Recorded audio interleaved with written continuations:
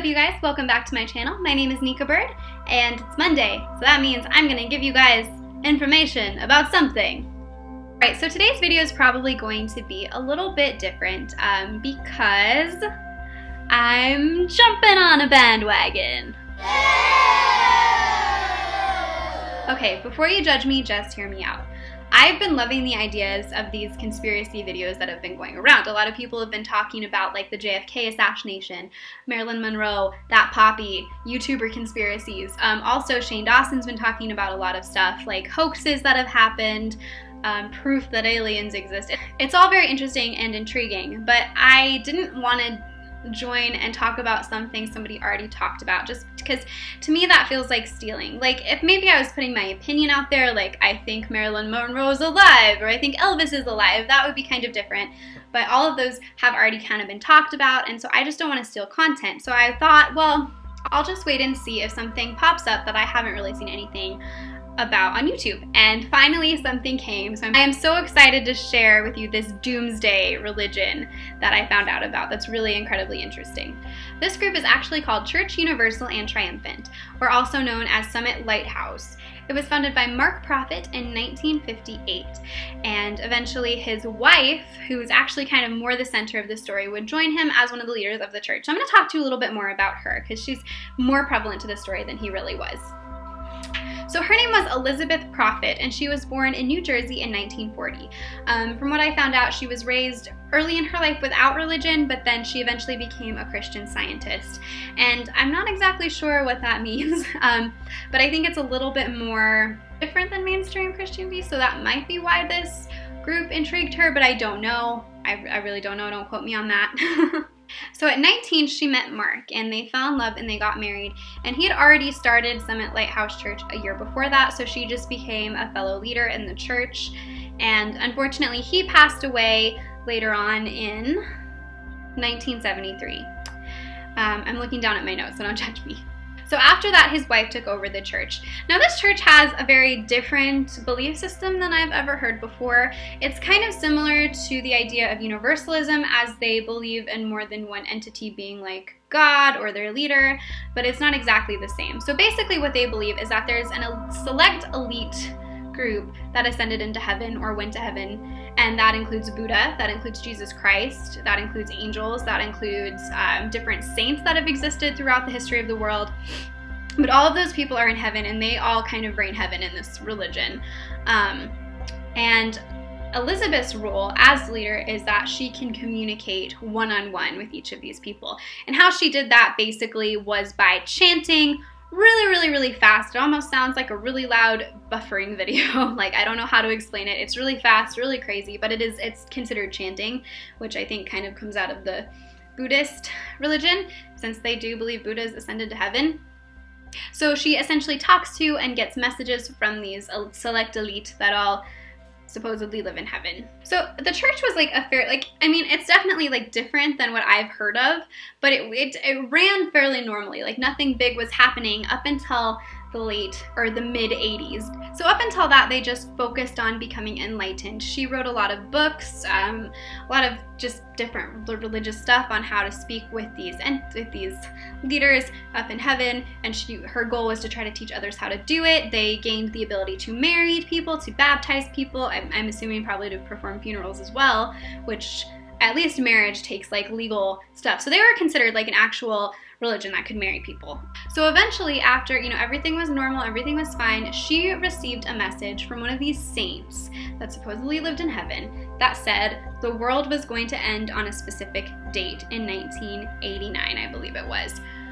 So she gathered her church, she told them of the news, and she said, we need to protect ourselves. So I believe they bought several, like thousands and thousands of acres of land near like Yellowstone National Park is what it is. I think that's where it is, but they moved from like South California to Montana, so that part's a little bit confusing.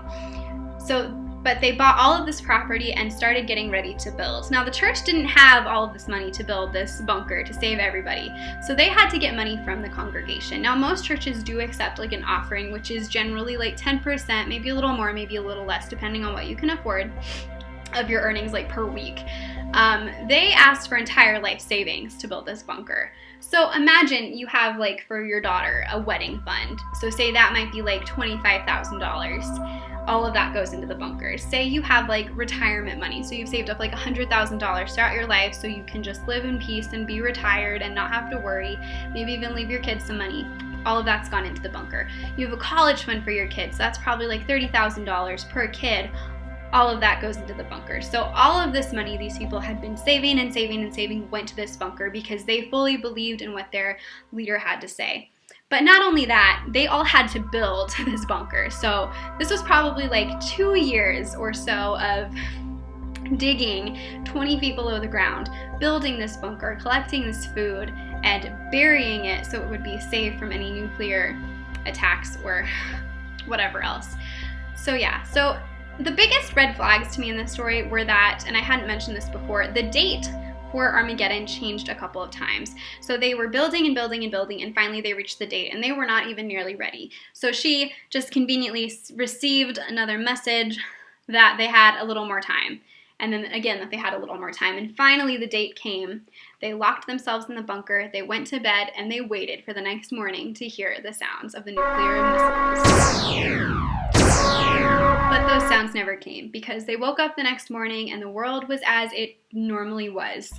And, you know, I'm not exactly sure how long they hid down there, what all they could hear. I don't know exactly how that all worked. But eventually it was discovered that no nuclear war had happened or was going to happen in the imminent future.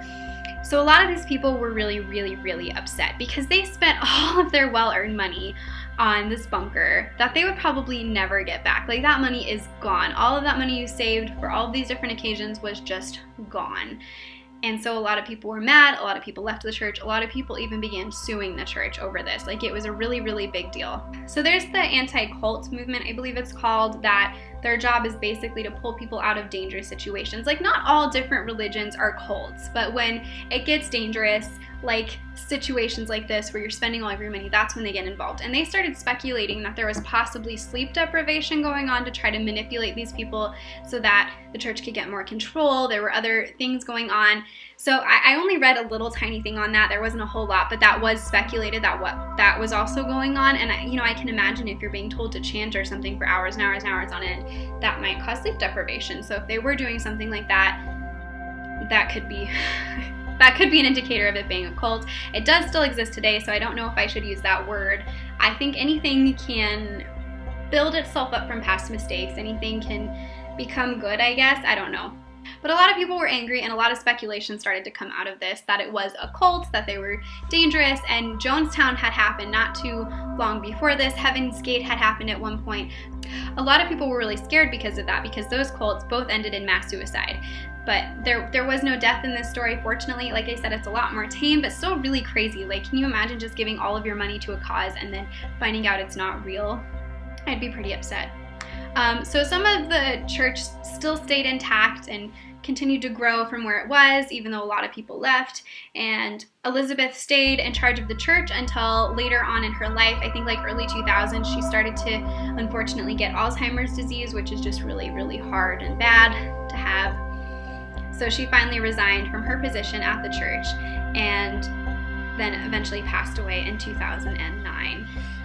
So this is a really unfortunate story because, like, when I think about stories like this, if I could raise $25 million, you know, you could do so much good with that. You could build so many houses for homeless people. You could feed so many hungry people.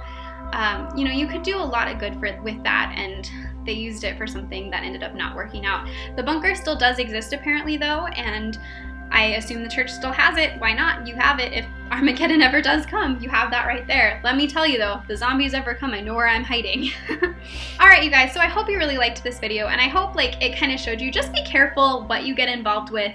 If you're ever worried that you're being manipulated in a group or something, just talk to somebody outside of that that's wise, that knows you, that might be seeing changes that are not good, and just hear what they have to say. Go to the leader of whatever you're into and ask them questions. If they're aggressive about your concerns, that's a huge red flag that you need to get out of there. But if they're open to listening and they're open to giving you good answers that educate you and help you feel better about it, that's a sign that they do have your best interest in mind.